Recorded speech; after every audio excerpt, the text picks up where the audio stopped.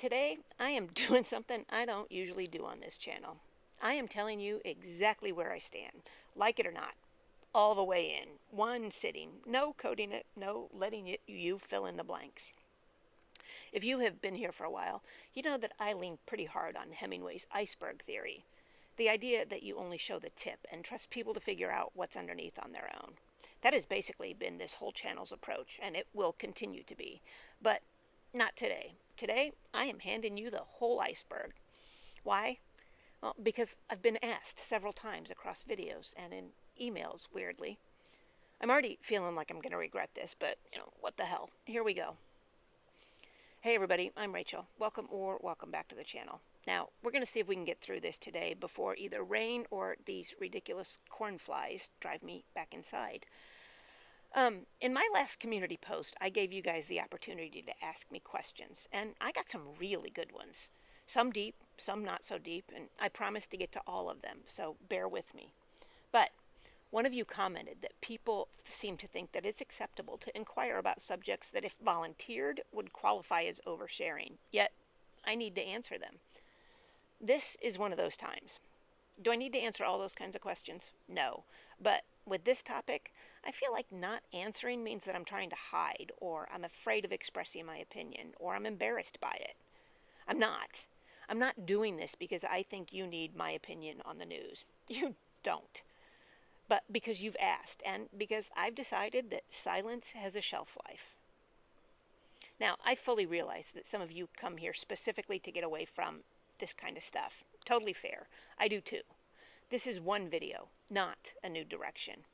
I'm going to tell you what I believe. No hedging, no pussyfooting around, along with a little of the thinking that got me there. This is not a rant. It's more like showing my work. I am laying this all out, and I don't think I'll do it again, because that's not what this channel is about. You can judge me for every word of it. That's allowed. It's actually kind of the point. Now, let's start with why I don't usually do this. The Stoics didn't think talking was a reflex. Zeno, the founder of the Stoic philosophy, once told some kid who wouldn't stop talking nonsense that we have got 2 ears and 1 mouth for a reason, so we listen twice as much as we talk.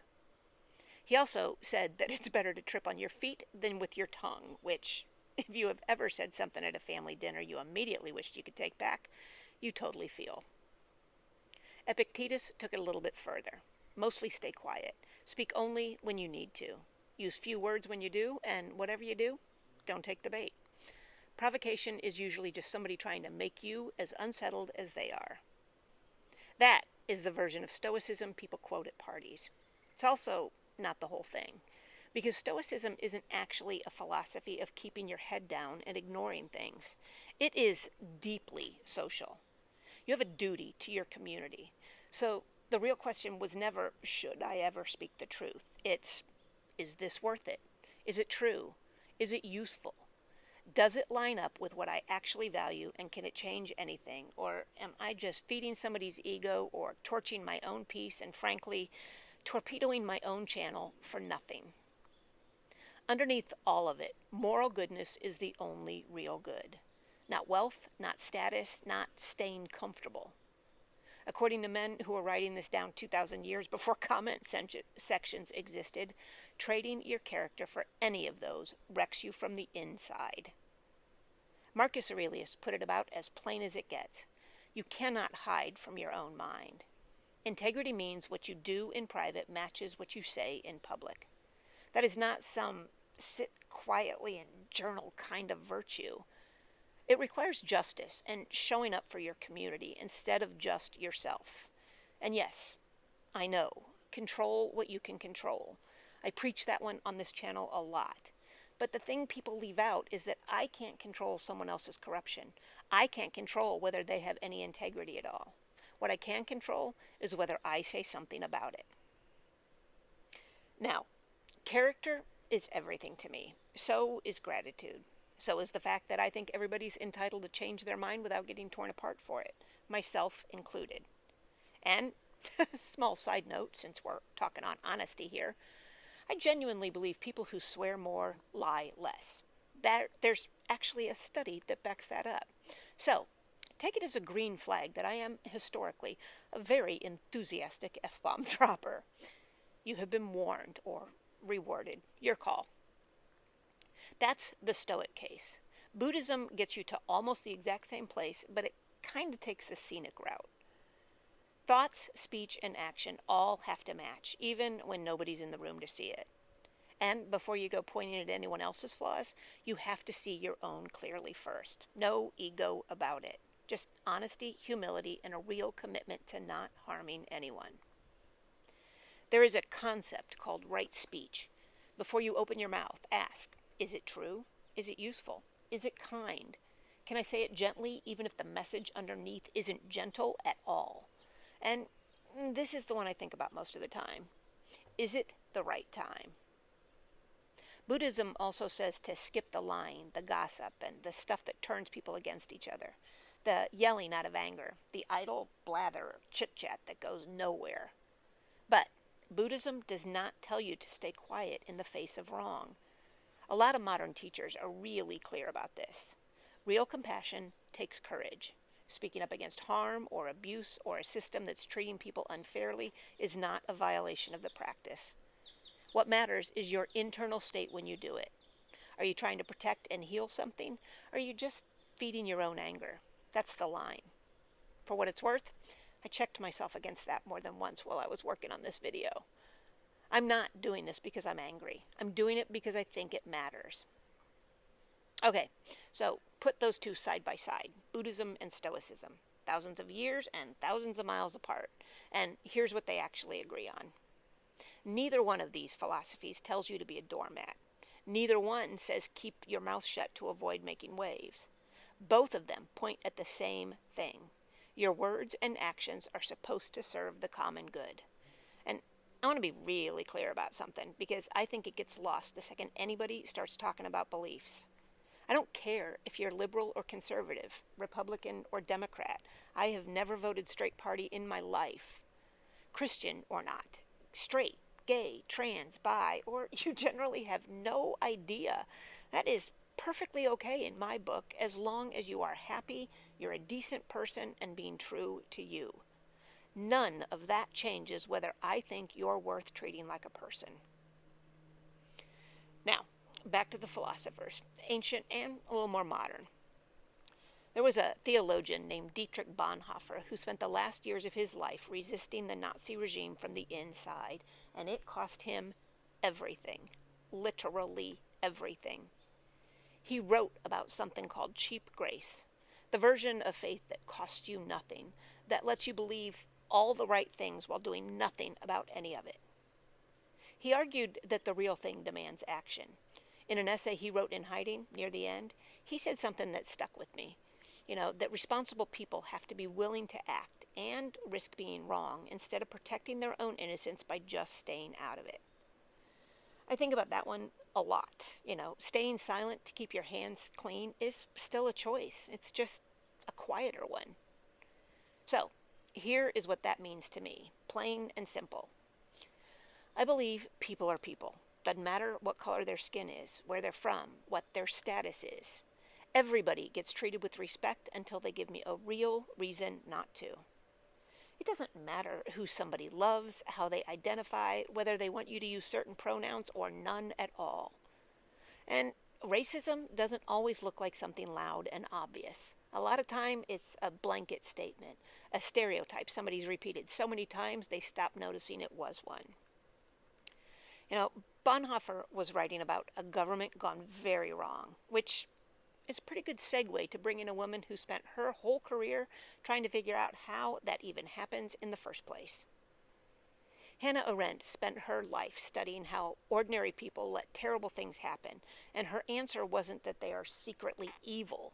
It was that they stopped thinking for themselves, stopped questioning authority.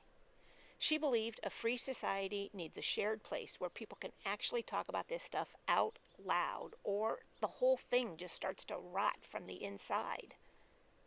She wrote once that we become more just, more thoughtful, just by talking about it with other people. Following Socrates, she believed talking about courage with someone could genuinely make you more courageous. That conversation does something to you. She wasn't talking about comment sections or community posts, obviously. She died way before any of this existed. But I think that's what social media could be if enough of us used it that way. Not a shouting match, an actual shared space where people just talk instead of yelling over each other. Most days, it isn't that. The algorithm just won't allow it. But every once in a while, it is. And this is my attempt at making it that way for 20 some minutes. So, hello, YouTube. I guess this is that. Here is what this means for me.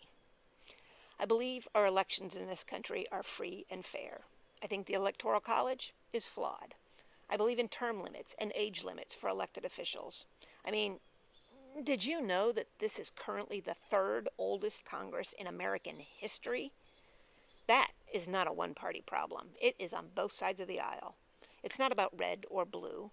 It's about entrenchment and representation for everyone. I believe that no one is above the law, not anyone. I don't care what side of the aisle they sit on. I believe absolute power corrupts, full stop, and blind ambition gets you there almost as fast. Nobody, no party, no person, no cause deserves your blind loyalty. All right, this next guy basically spent his life asking uncomfortable questions until people either had a good answer or admitted that they didn't. Socrates believed it's better to suffer a wrong than to commit one, and that a life you never examine isn't really worth living. You're supposed to question injustice, not just absorb it. Questioning injustice for me starts close to home. So I believe women are just as capable as men, period. Women and men of color are just as capable as anybody else in the room. There's nothing wrong with feminism, and yes, I probably am one. Patriarchy is bullshit, and it's not just a men's problem. Surprisingly, plenty of women support it too. I believe women aren't meant to be subservient to men, and any man who needs that from a woman is, respectfully, not the man he thinks he is. For the record, my husband doesn't expect that from me. Would he maybe enjoy it once in a while? Sure, probably. But he would also spend the rest of the day wondering what I broke, what I wanted, or what I did. Because that is just not who I am. And 30 years in, he knows that. And abortion is health care, whether you like that sentence or not. And women control what happens to their own bodies. Next up, Immanuel Kant. Rhymes with font, not the other thing you're thinking of. I checked. Anyway, his whole thing was that you have a duty to speak the truth and actually use your own reasoning, not just repeat whatever's loudest. Using my own reasoning instead of repeating the loudest voices in the room is basically the whole approach to this next stretch. So, I believe in science. Vaccines work. Evolution is real. Climate change is real, and we need to actually protect the environment instead of arguing about whether it needs protecting. DEI does not lower standards. It just levels the playing field. It is not the threat that some people have decided it is. I believe if you think woke is some kind of an insult, you need to look up what the word actually means. I personally take it as a compliment. And while we're at it, white men are not being persecuted or marginalized in this country, and I think the manosphere is doing real, measurable damage to a generation of young men who deserve better role models than that. I think AI has a place. I don't think that place is making decisions about our health for us. There are a lot of jobs out there I don't think AI should replace a human for. It is not a replacement for actual human connection. A friend, a therapist, somebody who actually knows you and isn't just generating a response.